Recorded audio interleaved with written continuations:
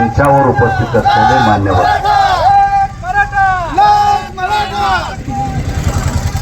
खडकगाव येथील विविध विकास कामं झाले.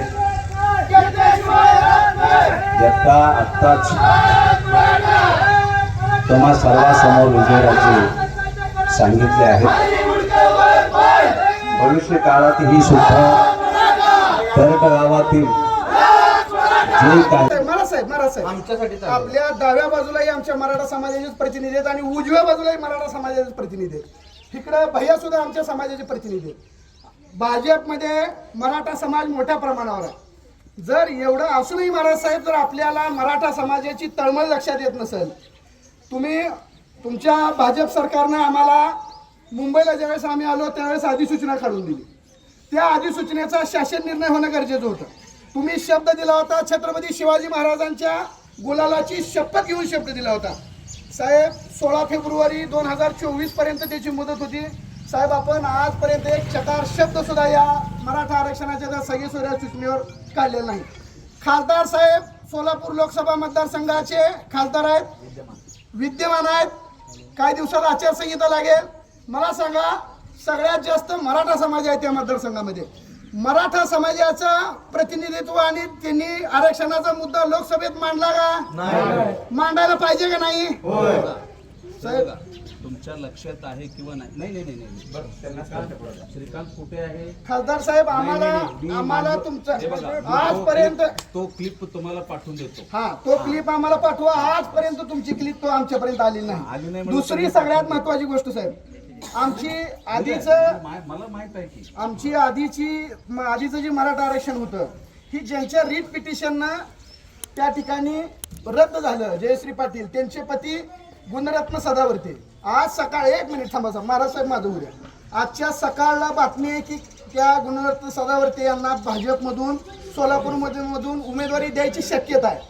ती अजून कन्फर्म नाही, परंतु ती सकाळला बातमी आहे. महाराज साहेब, जर मराठा समाजाचं आंदोलन संपवणाऱ्या आणि जाणीवपूर्वक मराठा समाजाविरोधात काम करणाऱ्या माणसाला जर सोलापुरातनं भाजपातनं उमेदवारी देणार असेल तर भाजप पक्षाची धोरणं मराठा समाजासाठी अनुकूल आहेत का? हा प्रश्न आहेत का रे? नाही, पण तसं नाही. आणि असेल तर आम्हाला जे कळलं, आमच्याजवळ बातमी दादा, सर्वच विषय जे आहेत ना, संपूर्ण तुम्ही आम्हाला 10% पशु आरक्षण का दिलं? आमची मागणी दुसरी गोष्ट सांगू द्या महाराज साहेब. दुसरा विषय प्रतिक्रिया देतील सगळेजण बोलले. महाराज साहेब, दुसरा सगळ्यात महत्वाचा विषय, तुम्ही काय म्हणला, गुरुजी सदावर्ते आता बोललेत की तुमच्या आमचा विरोध आहे. हा, संपला विषय. हा, दुसरी सगळ्यात महत्वाची गोष्ट महाराज साहेब, तुम्ही जी 10% आरक्षण दिलं, ती 10% आरक्षण मराठा समाजानं मागितलं नव्हतं. आमची मागणी ही 50%च्या आतून ओबीसी मधून होती. शिवाजी महाराजांच्या, तुम्ही भाजपची मंडळी छत्रपती शिवाजी महाराजांना आदरस्थानी आणि अतिशय सन्मान स्थानी त्या ठिकाणी मानते.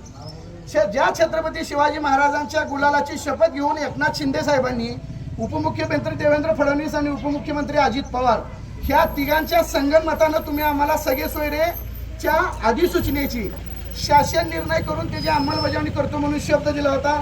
महाराज साहेब, आतापर्यंत या शब्दावर चकार शब्द सुद्धा कोणी बोलायला तयार नाही. आचारसंहिता तोंडावर, परंतु त्याच्याबद्दल अजिबात बोलत नाही. म्हणजे हा भाजपचा मराठा समाजावरचा, शिंदे सेनेचा मराठा समाजावरचा आणि अजित पवार गट राष्ट्रवादीचा मराठा समाजावरचा अन्याय का?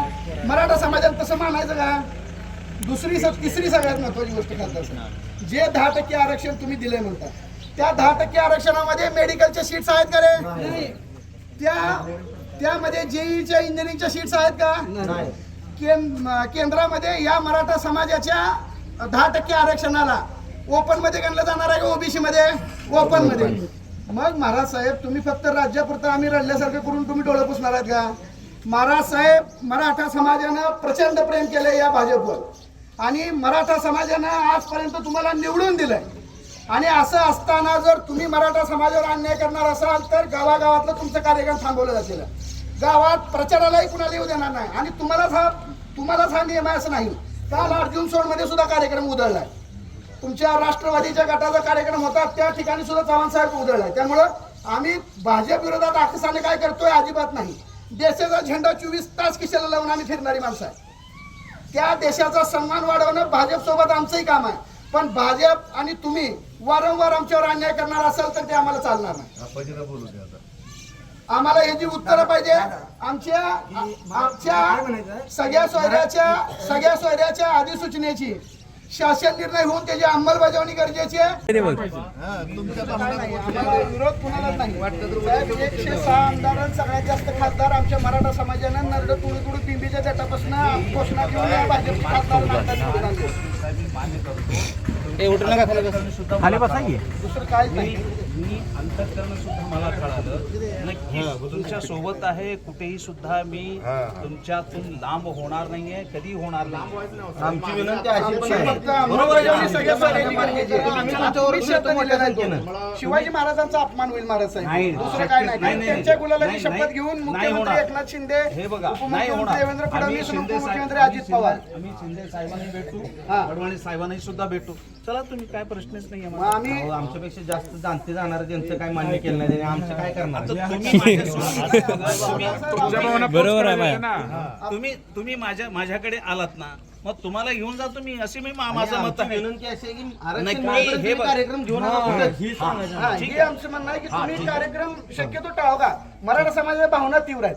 तुमचे तालुका अध्यक्ष, उपाध्यक्ष, जिल्हाध्यक्ष सगळे मराठा आहेत आणि तरी भाजप जर हे कार्यक्रम घेणार असेल तर भाजपनं जाणीवपूर्वक मराठ्यांच्या विरोधात कट केलाय का काय अशी शंका येणार आहे.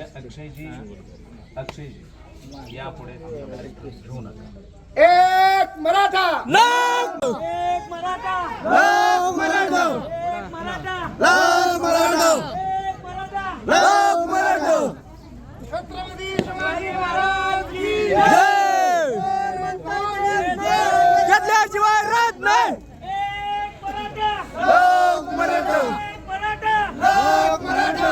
कोण म्हणते देत नाही, घेतल्याशिवाय राहत नाही. कोण म्हणते देत नाही. घेतल्याशिवाय राहत नाही. एक मराठा, लाख मराठा. छत्रपती शिवाजी महाराज की जय शिवाजी. केंद्र सरकार झाले बैरे, आमची मागणी सगळे स्वरे, आमची मागणी सगळे स्वरे. फोन करायला फोन घ्या महत्वाचा. देवेंद्रला पहिला फोन करू. आम्ही काम केलं, स्वतः भांडण केले ते यांना माहिती आहे. बघा, ही शिवसेनेचा कार्यकर्ता होता. तुम्हाला आप्पाजीने शब्द दिलाय की कार्यक्रमाच्या पद्धतीने घेणार नाही. प्रणिती शिंदेचा दौरा आहे. उद्या प्रणित शिंदेचा दौरा आहे. प्रणिती शिंदेचा दौरा सुद्धा होणार नाही. आपणही कार्यक्रम करू नये एवढी आमची विनंती आहे. फक्त दुसरं काय नाही. मराठा समाजाला